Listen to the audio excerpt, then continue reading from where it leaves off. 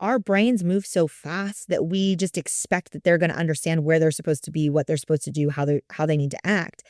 And when they don't, we get disappointed. And then that cycle continues again and again and again. Chad Peterman here, and you are listening to Can't Stop the Growth, a platform for leaders and teams to grow and thrive. We highlight the importance of personal development, pursuing greatness, and always chasing your potential. Let's get into it.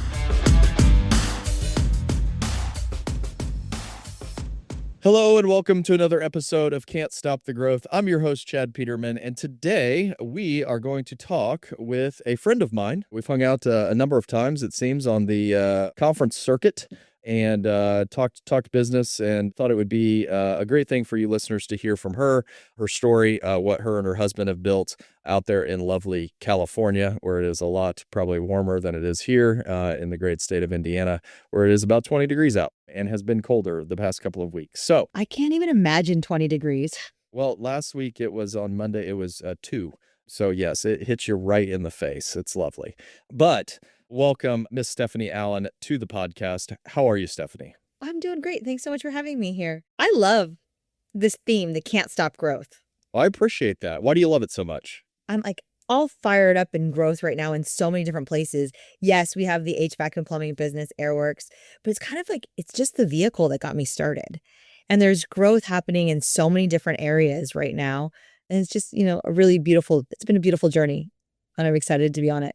Yeah, that's awesome to hear. The focus of our podcast is somewhat leadership, but I think operational as well. I mean, we've got a lot of home service people listening. And so I think kind of intertwining the two is always beneficial, because I think, as leaders, we set the barometer for how our companies grow, how they go about it, what they do on a daily basis, the accountability and all of that stuff. So I guess to maybe get started, maybe give listeners a little bit of your background kind of story, Airworks, where it's at today, where you guys have taken it, so on and so forth. Sure. I'm a husband and wife team in the trades, kind of a typical story where I married the best service technician there is in the world. But before we were married, so Kevin and I started dating when we were 18. We've been together more than we haven't in our lifetime. And we've grown in all sorts of ways from there. So I started dating Kevin after freshman year of college. He was already an HVAC technician. He worked for his best friend's dad at the time. And he joined the trade because he wanted to work with his hands. He thought he was going to become a mechanic, but he ended up falling in love with the mechanics of HVAC. So he started in light commercial, and we've now moved into mostly residential. But in that journey, Stephanie being the academic that she is, I ended up going to law school and getting my MBA in Alabama. And so Kev followed me there. And that's where the idea of Airworks was born. My third year of law school, I bought Kevin the Contractor's Guide, which, at the time was on a CD.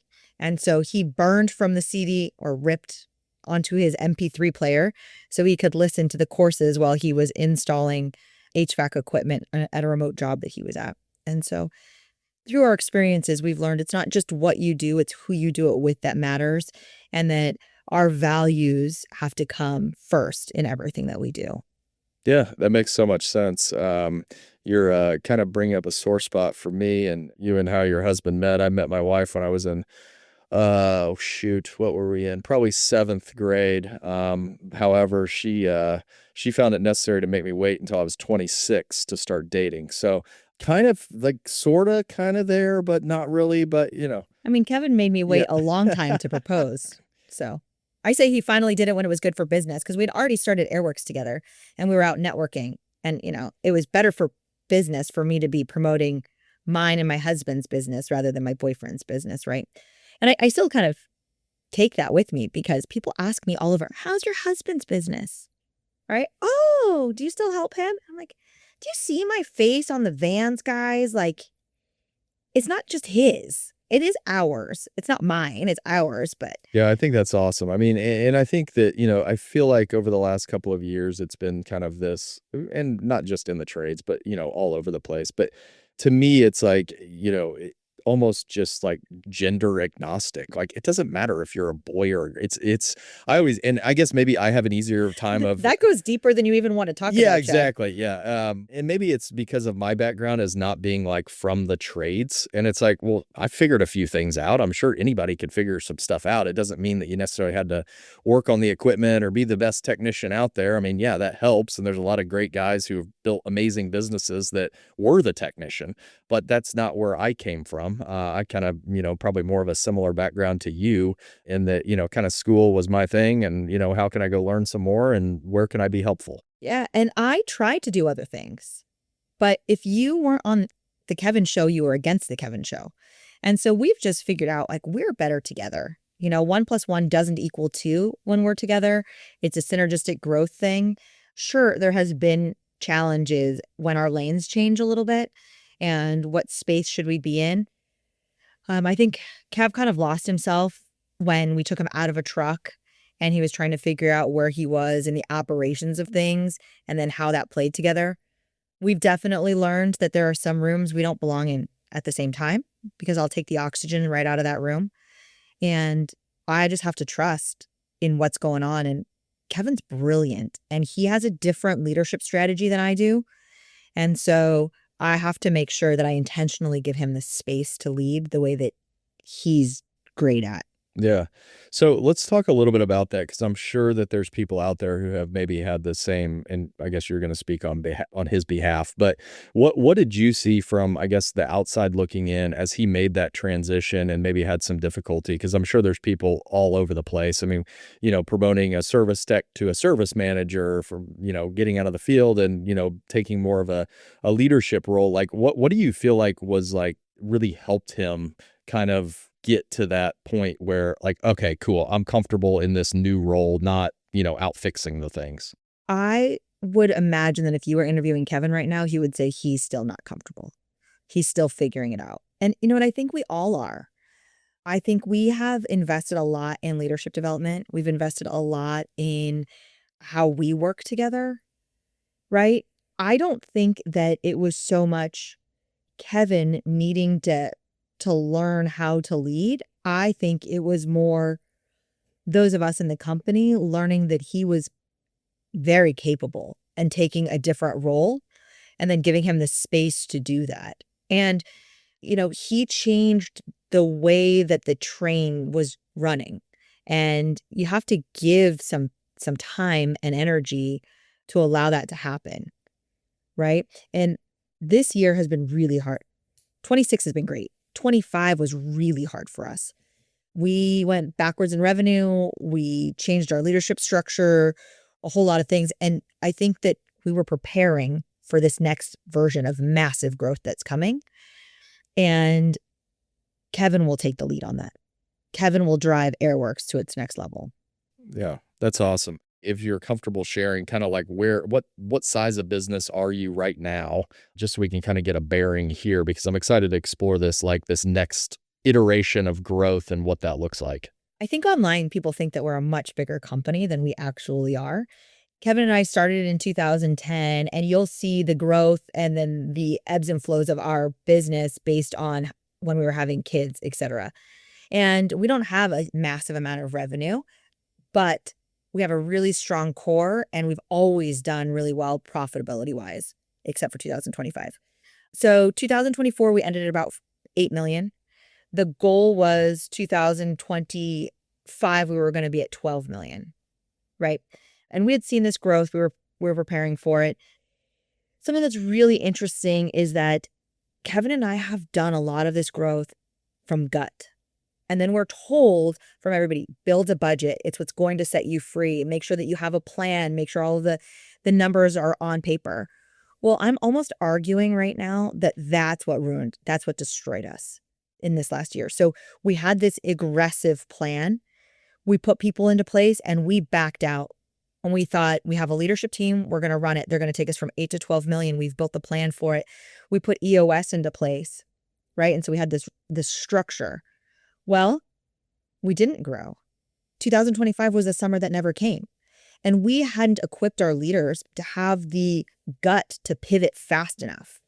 And so what happened in 2025, is we overspent. We overspent in marketing. We overspent in insurance. We overspent in infrastructure development. And I was used to seeing more red than I like in Q1 and Q2 in Southern California. And then we picked that up in Q3. Well, it never came.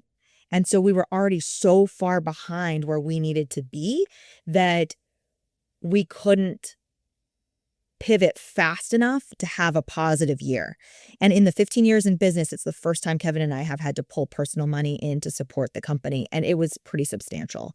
And that was really hard on our marriage also, because Kevin, money's safety, right? And so when I start pulling on our personal financial strings in order to pay to keep the business afloat, he starts feeling like he's personally taking out of his pocket for payroll and for other things. And we looked out for investors. We looked at other scenarios, and I just thought, why wouldn't we invest in us? You're spot on a number of things that you said. The one thing I want to dig into is this whole concept of the budget will set you free. I would assume that you probably built a budget for this year as well, but are going to attack it differently. What's kind of the main difference that kind of, here's what we learned in 25, here's how we're going to operate off of this budget in 26? My budgets moving forward are more on a percentage comfortability space than a set number.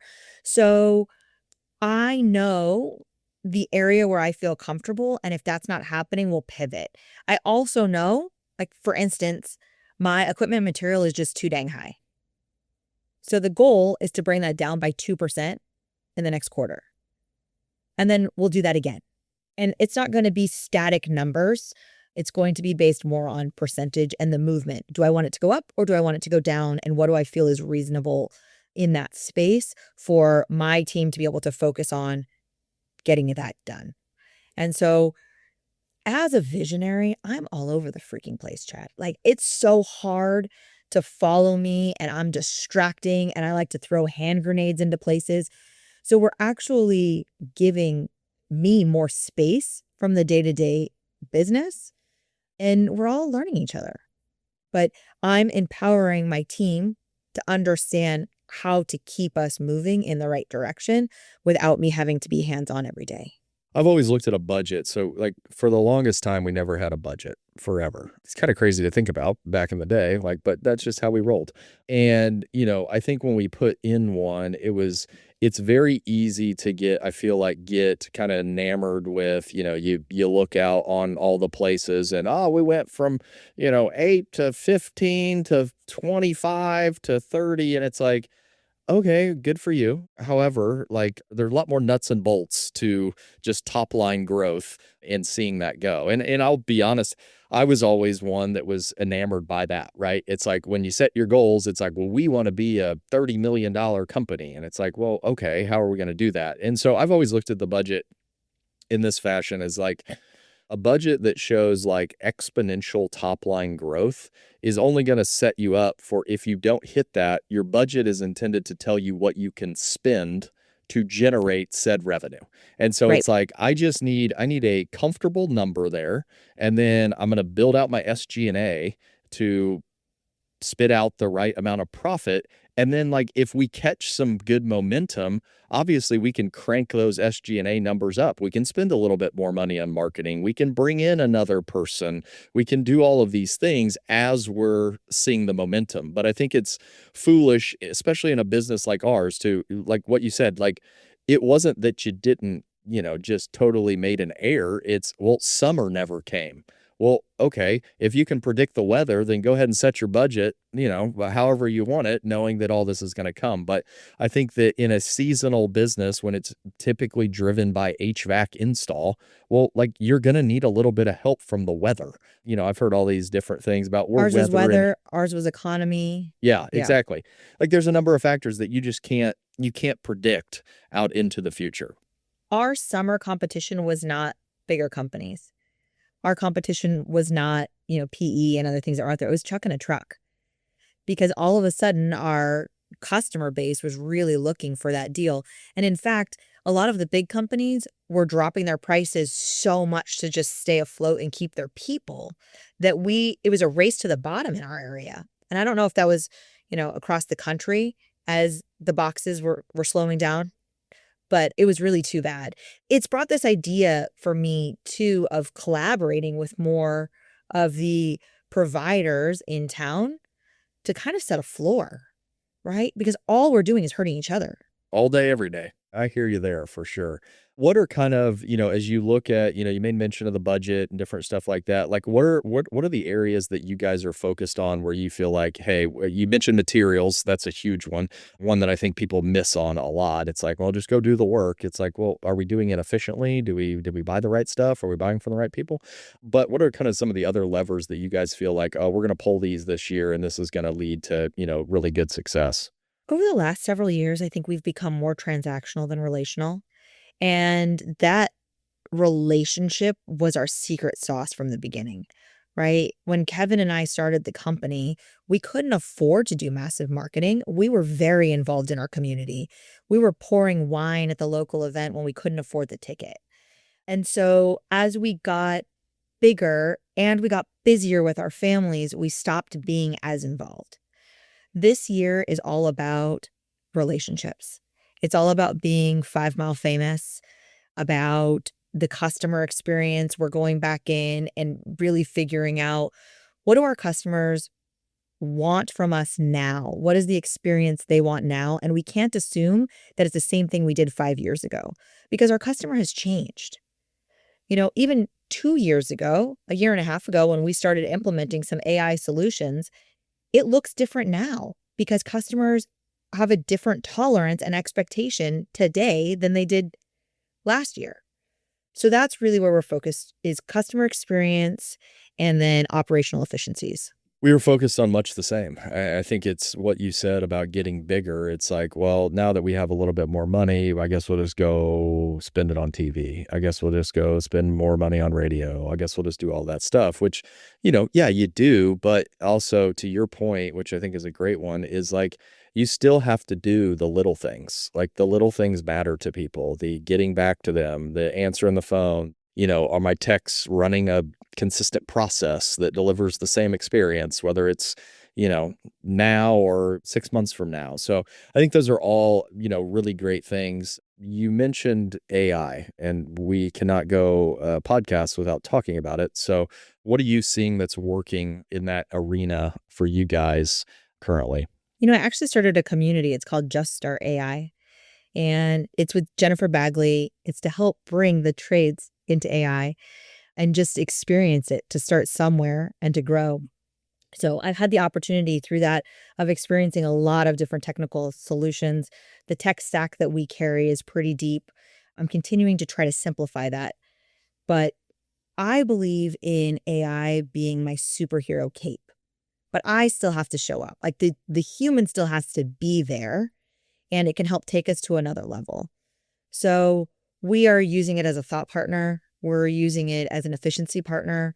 We bring AI into our meetings to capture notes so we can be present, and then it can help us with follow-up.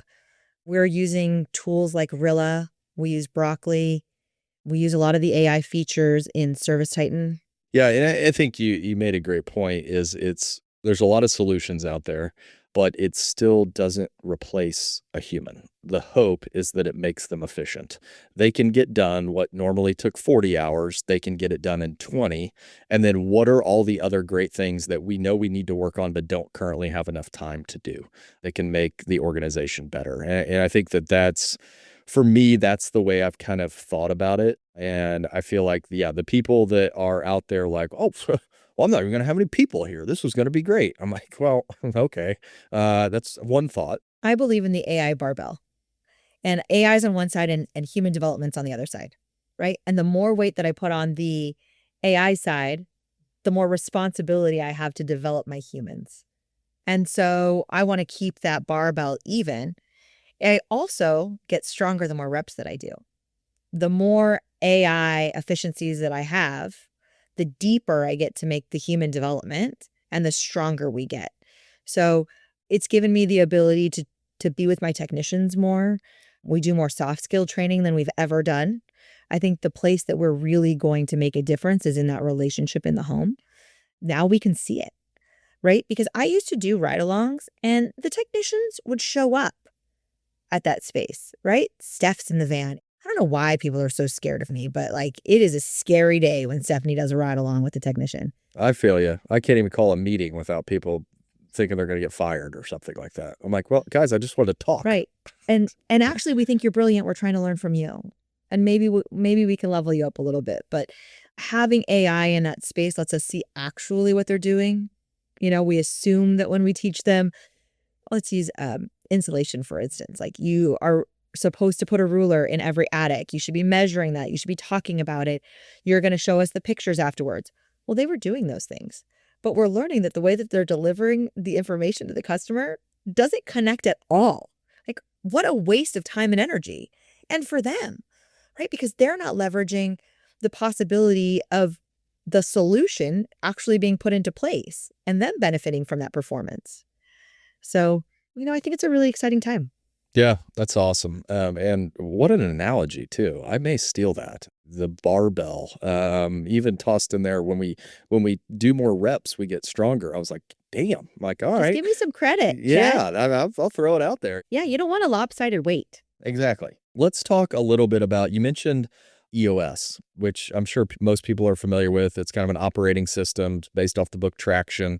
There's a couple of operating systems out there that I've seen and fiddled around with and seen. How is that? You guys said you just started last year, correct? Yeah, I mean, we had a lot of concepts of it. We were running a 90 meeting for a long time at L10, but we weren't doing it right, I guess, right. We were definitely running dirty EOS.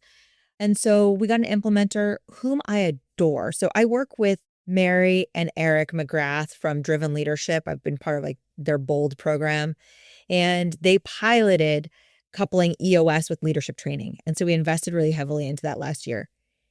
I'm probably a bad beta to start with because I like to break all the rules and not listen to what's happening. And so I don't think EOS is a great fit for me. Parts of it my team really thrived on, and I'm always trying to outsmart the system, and that kind of system is one that you just need to subscribe to. I've just recently met Rosalind Fitzgibbons, and she's freaking brilliant, but she runs a version of Dirty EOS, and she's going to help us kind of figure that out, how we can use the systems and make them work with inside our organization, so giving clarity and direction and accountability. I think accountability is the big piece that we had been missing there for a bit. And I always blamed myself. When people didn't succeed, it was my fault because I didn't make it clear enough. Yep.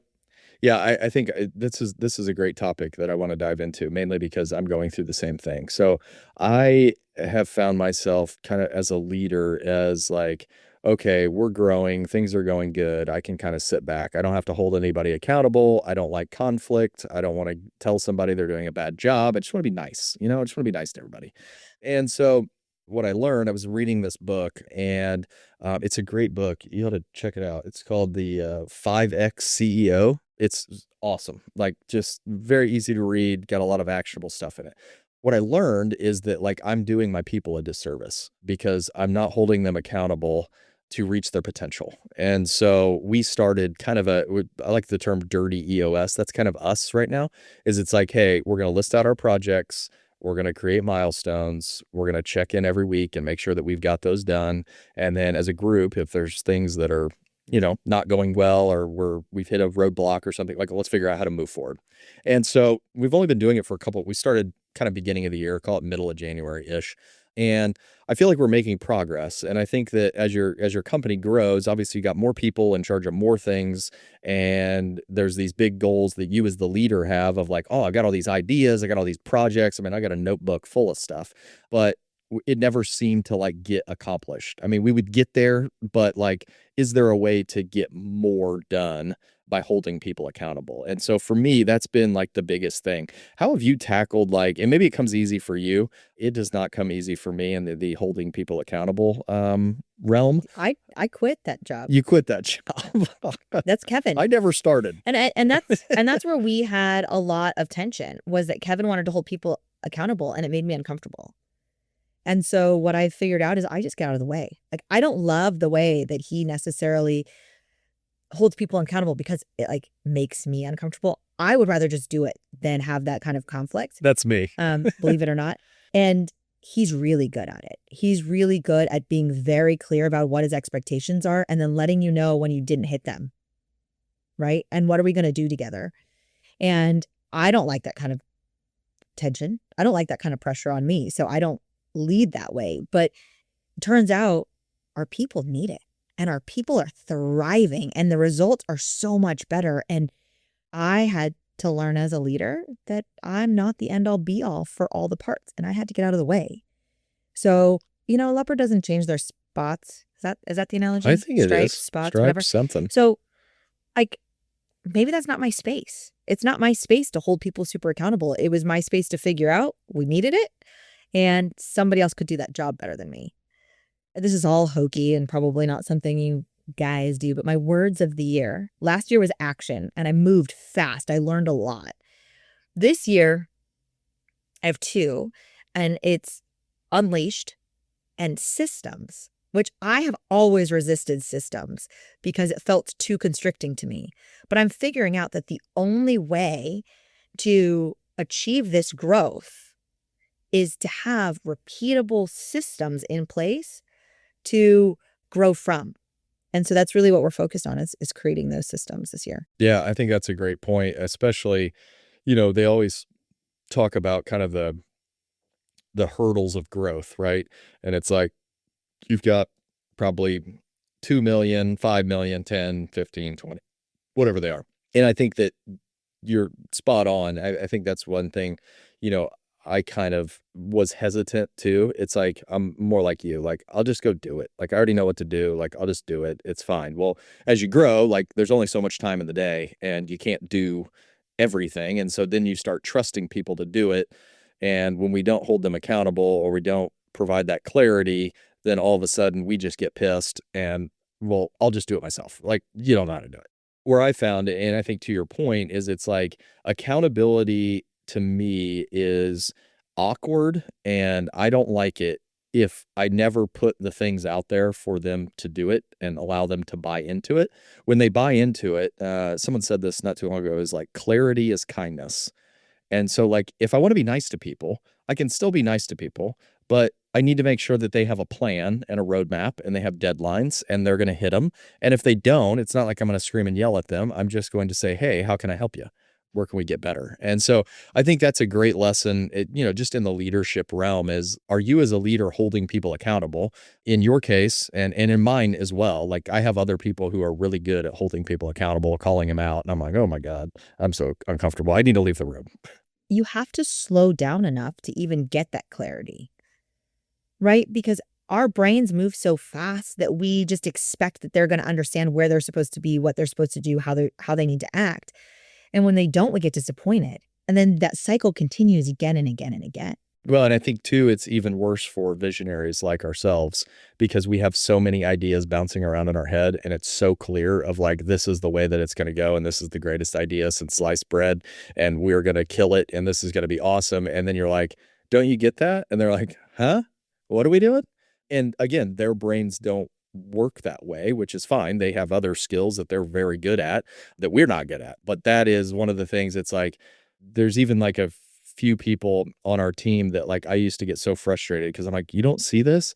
And they're like, I need to like see it written down. And so like, there are certain people when I present an idea, I literally draw like flow charts of like, this is what's in my brain right now. Like, this is how it's going to work. And they're like, oh yeah, that makes perfect sense. We can do that. I'm like, well, shit.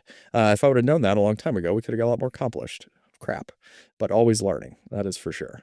So you've talked about husband, wife. You've kind of dove into kind of how you guys operate. I work with my brother. We did something very similar is what I think is extremely important is write out our job description for each of us. It sounds weird as being kind of the person in charge. Like, why do I need a job description? I do a little bit of everything, do all of this stuff. But it was really impactful for us because it kind of gave us swim lanes. Like, hey, these are the things I'm responsible for. These are the things you're responsible for. If it's a decision in your lane, you make it. I trust you. If it's in mine, I'm going to make it. You trust me. I mean, we'll collaborate on stuff and bounce ideas and, hey, what do you think about this or whatever it may be? How do you guys kind of manage that relationship between the two of you? I mean, I think it's still evolving. The more that Kevin is taking on Airworks, I'm finding that he's a lot more successful with me not in the room. Because we grew together, I was just so used to taking on all of the foundational stuff, right? And Kevin felt like he didn't need to know things because I knew things. But then he wasn't able to operate from a position of power. So, it's important that we both know our financials. It's important that we both know where the goals are. That being said, I don't have to be the one negotiating vendor contracts. He's better at that, but he knows the goal is to reduce the equipment material spend and why. So I think that we actually really need to do this exercise again. It's been a while. We're in a different place in our professional development and our personal development and our marriage. It's the first time we're both in Vegas. It's the first time we've left our kids at home in over a decade. Oh, wow. And we're really involved parents. So Kevin's the assistant coach on the girls' softball teams, very involved at soccer. We want to hang out with them. And so we're trying to figure out how can we feel fulfilled in our business careers and still able to show up at the dinner table without a cell phone. For sure. Yeah. And it's tough in this business. That is for sure. There's always something going on. And, I guess that's just kind of what we signed up for, is to help people when they need help, and they don't always need help between 8 and 5. That's awesome. And I think, one of the things that I feel like, I always tell people, like, I became a better leader when I had kids because I was more relatable. Before I had kids and got married, it was like, it's suit of armor. No one will see me sweat. Like, I'll be first in, last out, like, watch out. And now it's like, well, no, I need to leave early because I got to go pick up the kids, or one got sick, or, whatever the case may be. And I think that as a leader, I think being relatable is a superpower that some of us underestimate. When people know that you're going through the same stuff you are, yeah, you may have a different position, you may own the company, whatever it may be, but at the end of the day, we're all just people, and we all have a job to do as part of the team. You're also an example because even though you have children and you have that life, you show up and you're responsible to the team and you're responsible to one another. And both things can be true at the same time. Yeah, absolutely. As a leader, being relatable is great, but yeah, it's all about showing up. Are you going to be there when people need you? We had a snowstorm 2 weeks ago, and I think we got a foot of snow dropped on us in like a day. And I'm like, well, I got to be in the office. I mean, we're expecting guys to go out into homes. I better be here. If I can't make it to work, how can I expect a guy to drive all the way across town to fix someone's heat? That doesn't really seem fair. So I think all of those are great points from a leadership perspective, and how people can kind of develop there. You've spoken about kind of how you've evolved, as a leader. And I think too, at least what I've learned is, like, in different seasons of the business, I've got to be a different leader. I've got to always be getting better. What are some of the things that you do, maybe from a personal perspective, that have like really helped out your leadership that others may be able to check out, or, look at, or do something like that? I listen to a lot of books. I don't finish a lot of books, and I think that that's okay, right? Like, I take parts of them. I am also trying to learn a lot just in the podcast space or in different social areas. I mentioned driven leadership earlier, so that was an immersive leadership experience. It was more about personal development than actually leadership development. And, as you talk about like being real, I think bringing those real life experiences into leadership is important. I'm learning to trust a lot more, and I'm learning to empower people on my team. So we hired a new director of sales in December. We were without in the middle. So I had stepped into that role. I was running these weekly mojo meetings for the team. I wanted him to start taking them over, and he invited me in the space. I'm like, I don't need to be there, dude. Like, you run this. It doesn't need to look the way that I did it.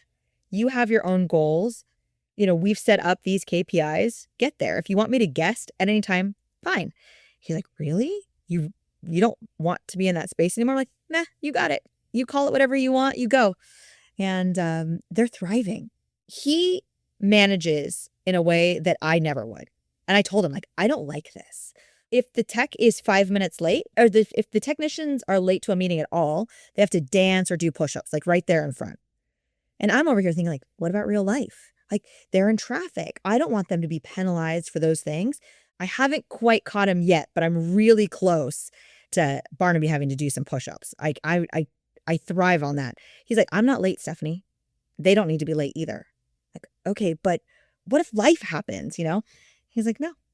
I said, okay. If you think that makes them better, fine. You embarrass them for a little while. And turns out that it's working. Yeah, that's awesome.